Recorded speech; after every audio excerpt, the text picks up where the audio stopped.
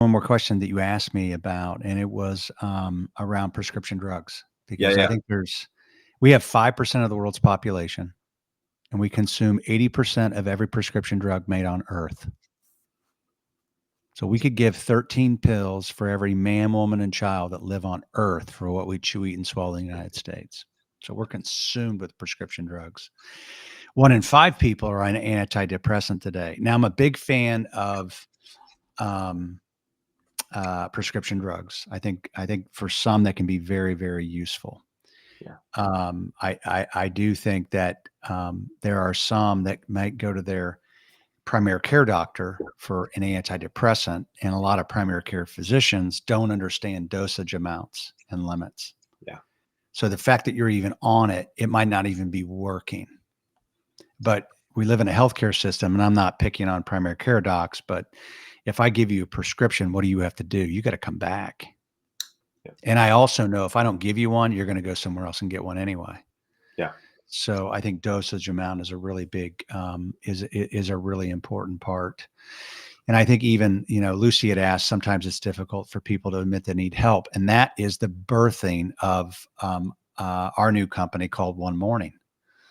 So it is a way through employers to create stories that embrace and acknowledge the lonely, tired, broken, and afraid, is to bring up just humble stories around people living life on life's terms, whether it be around big issues like around alcohol or around substance abuse or around domestic violence or around financial fear or grief or kids getting bullied at school or marital problems or jobs. I mean, the list just goes on and on and on and on and on. They're not clinical. It's not a clinical story. It's a personal story around somebody in our neighborhood that has gone through something. So what happened? Who do I reach out to, and where am I? Where am I now? And I think for the most part, if I watch somebody beside me, it'd be like, wow, that was pretty impactful.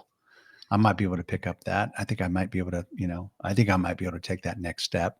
Yeah. I think, you ever read the book, The Boy, the Mole, the Fox, and the Horse? No, but I saw your video on that. That was Oh, on that LinkedIn. might that might be one of the most beautiful books I've ever read. It is an incredible book, and it's all around the human condition. Because in that book, like all four of those are us. Those Yeah. aren't four separate entities. Yeah. So, yeah, and I think society is accepting mental health in a really cool, beautiful way today. I think it's different. I Yeah. think parents are accepting it differently. I think different generations are accepting it. I think we're ready to be a lot more vulnerable. Yeah. So what is the company's called One Morning? One morning. And how is this going to be different than like an EAP program? So when you do have this kind of ready to roll out, and people can obviously find that, which you're working on the website, you've got some stuff going. So how is that going to be different if someone has an EAP now and they're like, this sounds like a really neat program?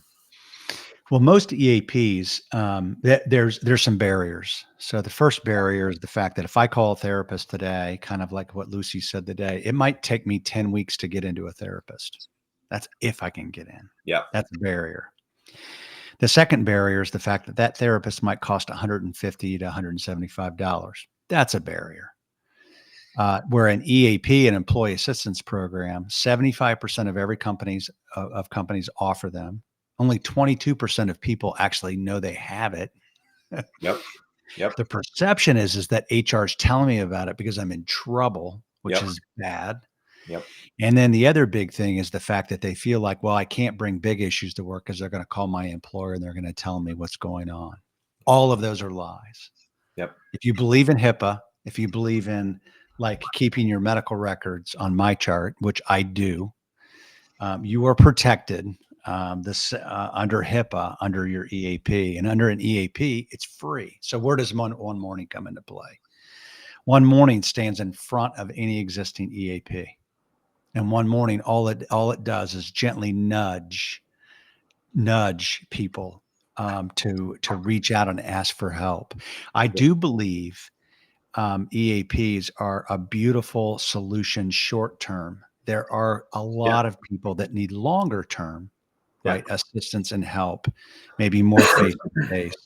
But like Lucy said too, they're not promoted enough. There's no onboarding. I don't sign up for it. I don't understand how to use it. I don't understand that actually my 17-year-old daughter can use it. I don't have a 17-year-old daughter, but Yeah. if I had a 17-year-old daughter, she could use it as well. Yeah. So we're test piloting 2 employers right now. We'll start on Thursday, do a That's little great. beta for about 6 weeks, see how Yeah. it works, and who That's awesome. knows?